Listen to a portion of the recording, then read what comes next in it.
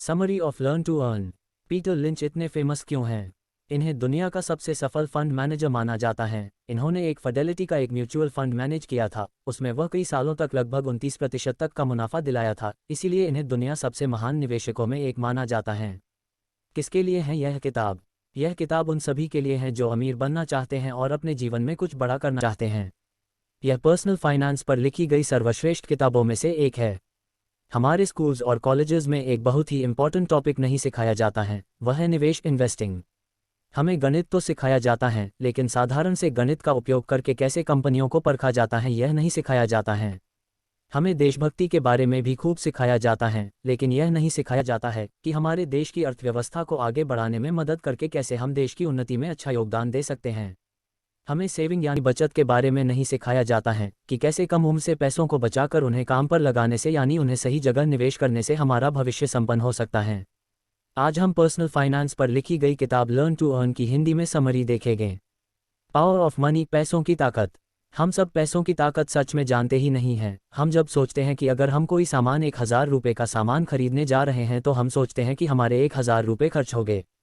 लेकिन जो बड़े निवेशक हैं, जो सच में पैसों की ताकत को समझते हैं, वो कोई भी खर्चे को कैसे देखते हैं यह देखते हैं।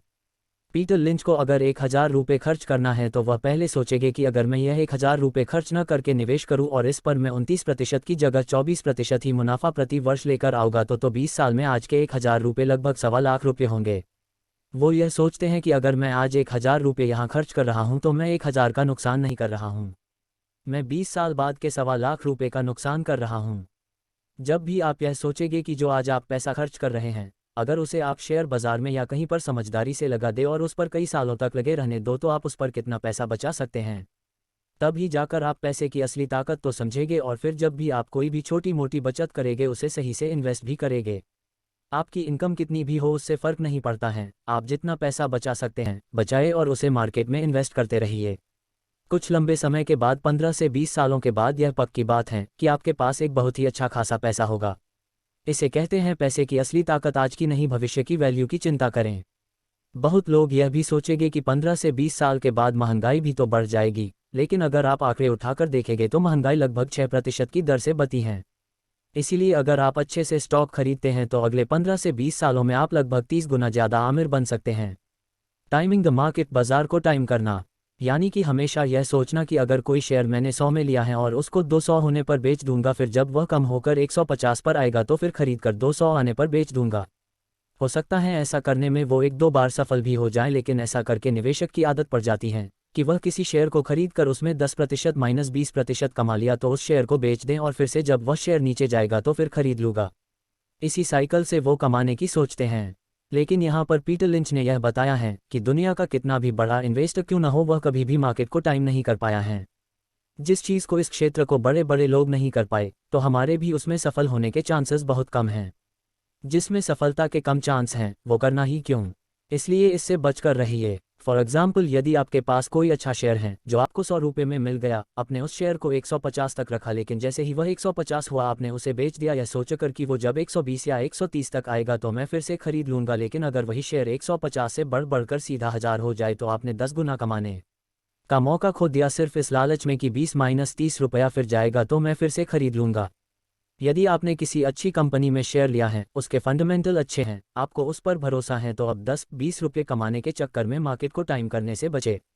यदि अच्छा शेयर है तो वह गिरे या बढ़े उसे लंबे समय तक रखे रहिए, तभी आप अच्छा पैसा बना पाएंगे। लर्न फ्रॉम द फेलियर, असफलता से सीखना। एक आम निवेशक बड़े बड़े सपने लेकर इस बाजार में आता है, बहुत सारी उम्मीदें होती हैं उसे इस शेयर बाजार से। वह हमेशा यही सोचता है कि हमेशा सफल रहे, उससे गलत शेयर खरीदे ही न जाएं। वही जिस म्यूचुअल फंड में जिस शेयर में वह पैसा लगाए वह हमेशा ऊपर ही ऊपर जाए, और वह हमेशा सही शेयर ढूंढने के चक्कर में वह जगह जगह से सलाह लेना शुरू करता है। लेकिन ऐसा करना हमेशा संभव नहीं होता है। अगर आप शेयर बाजार में आए हैं तो यह मानकर चलिए कि आपको नुकसान लॉस तो होगा ही। ऐसा कोई भी इस बाजार में नहीं है जिसे कभी नुकसान न हुआ हो, इसीलिए आप फेल होने से न डरे। आपको पता है शेयर बाजार में जितने भी बड़े निवेशक हैं उनकी असफलता की दर बहुत ही ज़्यादा है। ऐसा नहीं है कि वह सिर्फ 10% या 20% ही असफल होते हैं, वही भी बहुत असफल होते हैं। वह भी कई बार बहुत ही बुरे शेयर खरीदते हैं, लेकिन वह क्या करते हैं, वह जो अच्छे शेयर होते हैं उसे लंबे समय तक होल्ड करके रखते हैं। अगर कोई शेयर 100 रुपये का 1000 रुपये हो जाए, मतलब कि वह 10 गुना बढ़ गया, तो आपके 5 नुकसान वाले शेयर की भरपाई कर देगा।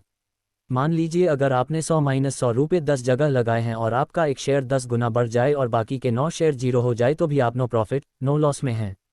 आपको करना क्या है, कुछ गलत शेयर अपने खरीदे हैं, खरीदिए। यदि उसमें नुकसान हुआ है तो उससे सीखिए आपने क्या गलती की और क्या सोचकर आपने उस शेयर को खरीदा था जो गलत हो गया। आपका अनुमान क्या था? आप उस कंपनी का मैनेजमेंट नहीं समझ पाए, या आप उस इंडस्ट्री को नहीं समझ पाए, या आप उस कंपनी के प्रोडक्ट पर ज़्यादा भरोसा कर बैठे? क्या वो दिक्कत थी जिस कारण वह कंपनी फ्लॉप हुई? और अगली बार उस गलती को सुधार कर सावधान के साथ शेयर खरीदिए। इस तरह से जब आप अपनी गलतियां कम करते जाएंगे तो एक दिन ऐसा आएगा जब आप लगातार अच्छे शेयर खरीद पाएंगे। ज़्यादा नहीं, अगर आपको सिर्फ 10 स्टॉक ही ऐसा मिल गए कि वो 100 गुना हो गए, तो आप अंदाज़ा लगाए आप अच्छे खासे पैसा बना पाने में सफल हो पाएंगे। Stock prices are not the top priority. Share का दाम आपकी मुख्य प्राथमिकता नहीं। मान लीजिए आपसे यह कहा जाए कि एक 10,000 का मोबाइल फ़ोन है, लेंगे कि नहीं? आप तुरंत कहेंगे कि मैं ऐसे कैसे ले लूँ, उस मोबाइल के बारे में कुछ तो बताए। जैसे कि मोबाइल का मॉडल न शून्य क्या है, रैम कितनी है, उसकी स्क्रीन कितनी है, उसकी बैटरी कैसी है, उसका कैमरा कितने मेगापिक्सल का है। जब हम हर सामान खरीदने से पहले उसके बारे में सब जानना चाहते हैं, तो ऐसा शेयर के साथ क्यों नहीं होता है? क्यों जब बात शेयर की होती है तो सबसे पहले हम यह पूछते हैं कि क्या भाव चल रहा है? उस शेयर के दाम का तो कुछ मतलब ही नहीं जब तक हमें ये पता ना हो कि कंपनी की क्वालिटी कैसी है, कंपनी कितनी वीक है या कितनी स्ट्रॉन्ग है, उसका मैनेजमेंट में कौन है, उसकी बैलेंस शीट कैसी है, उसके फ्यूचर प्लान्स क्या हैं। जब ये सब हमें पता हो तभी उस शेयर के दाम की वैल्यू है। तभी तो उससे हम अंदाज़ा लगा सकते हैं कि शेयर सस्ता मिल रहा है या महंगा। ये सब जाने बिना हम सब यह गलती करते हैं कि जब भी कोई शेयर का नाम आता है तो हम यही पूछते हैं कि उसका दाम क्या है। सबसे पहले आपको उस कंपनी के बारे में पढ़ना चाहिए, उसके बाद ही कुछ डिसाइड करना चाहिए। किसी भी शेयर का दाम अपने आप में कुछ भी नहीं कहता है। स्टार्ट अर्ली, जल्दी शुरुआत करें। यह बहुत ही महत्वपूर्ण है। जितना जल्दी आप शुरू कर सकते हैं करिए। खासकर यंग लोग यह सोचते हैं कि अभी तो हमारे पास ज़्यादा पैसे नहीं हैं, अभी तो मैं महीने के 500 या 1000 रुपये ही बचा पाता हूँ। आप कितना भी बचा पाते हो, चाहे वो कितना भी कम हो, शुरू करना जरूरी है। शुरू करने में जितने कम पैसे हो उतना ही अच्छा है। शुरुआत में गलतियां ज़्यादा होती हैं और आप उन गलतियों से सीखते हैं। अगर आपके पास पैसा कम रहेगा तो गलती करने का दर्द भी आपको कम महसूस होगा। हमारे देश में निवेश शुरू करने का यह सबसे बढ़िया समय है, क्योंकि आज हमारे देश जीरो ब्रोकरेज वाले ब्रोकर्स हैं जो हमसे आपसे निवेश करने का कोई कमीशन नहीं लेते हैं, जैसे कि जीरोधा या अपस्टॉक्स। मैं खुद अपस्टॉक्स का यूज़ करता हूँ। यदि आप अपस्टॉक्स में अपना अकाउंट खोलना चाहते हैं तो यहाँ क्लिक करें। यदि आप म्यूचुअल फंड में निवेश करना चाहते हैं तो ग्रो या कुबेरा जैसे एप्लीकेशन उपलब्ध हैं जो आपको बिना किसी कमीशन के म्यूचुअल फंड खरीदने देते हैं। इसीलिए आप जितना जल्दी शुरू कर सके उतना जल्दी इन्वेस्ट करने की शुरुआत करें। दुनिया के सबसे बड़े निवेशक श्री वॉरेन बफे बहुत ही कम उम्र से ही, यही जब वह 10-11 साल के थे तभी से वह निवेश करते आए हैं। तब वह न्यूज़पेपर और कोक की बोतलें बेचकर पैसे कमाते थे और अपनी सेविंग को स्टॉक मार्केट में निवेश करते थे। वह हमेशा अच्छी कंपनियों को ढूंढते करते हैं और उसमें कई सालों तक होल्ड करते हैं। और अंत में मैं आप सबसे यही कहना चाहूँगा, आप अपनी छोटी छोटी बचत सेविंग को शेयर बाजार के शेयर खरीदने में या म्यूचुअल फंड में तो इन्वेस्ट कर सकते हैं, लेकिन जिस तरह आपको गाड़ी चलाने के लिए पहले गाड़ी चलाना सीखना होता है और उसकी प्रैक्टिस करनी होती है, उसी तरह अपना पैसा कभी में इन्वेस्ट करने से पहले उसे सीखना जरूरी है। तो सबसे पहले आपका लक्ष्य होना चाहिए कि निवेश करने के बारे में सीखे, फिर अपना पसीने की कमाई को कहीं लगाए और मुनाफा हासिल करें। आपको हमारी यह वीडियो कैसी लगी हमें कमेंट के माध्यम से ज़रूर बताएं। इसी तरह की और वीडियो के लिए हमारे चैनल को सब्सक्राइब जरूर करें। सीखते रहे, बढ़ते रहें।